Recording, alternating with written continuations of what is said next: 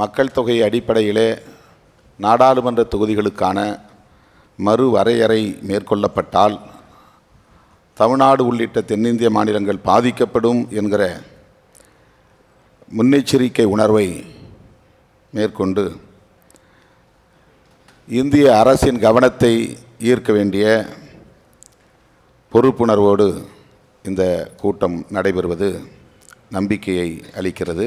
50 மாநிலங்களை கொண்ட ஒரு தேசம் அமெரிக்கா. 100 ஆண்டுகளாக ஒரே எண்ணிக்கையைத்தான் அவர்கள் தக்க வைத்து கொண்டிருக்கிறார்கள். அங்கேயும் இதே பிரதிநிதித்துவ ஜனநாயகம்தான் நடைமுறையில் இருக்கிறது. எனவே நம்முடைய முதல் நிலைப்பாடு எண்ணிக்கையை மாற்ற வேண்டாம், இதே எண்ணிக்கையை நடைமுறைக்கு கொண்டு வர வேண்டும், இதை தக்க வைத்து கொள்ள வேண்டும் என்பதாகத்தான் இருக்க வேண்டும்.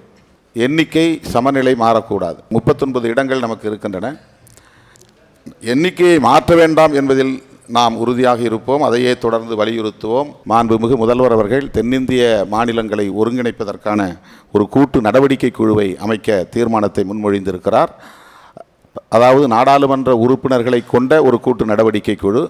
அது முதற்கட்டமாக தேவையானதாக கருதுகிறேன். எனவே அந்த கூட்டு நடவடிக்கை குழுவையும் விடுதலை சிறுத்தைகள் கட்சி வரவேற்கிறது, ஆதரிக்கிறது.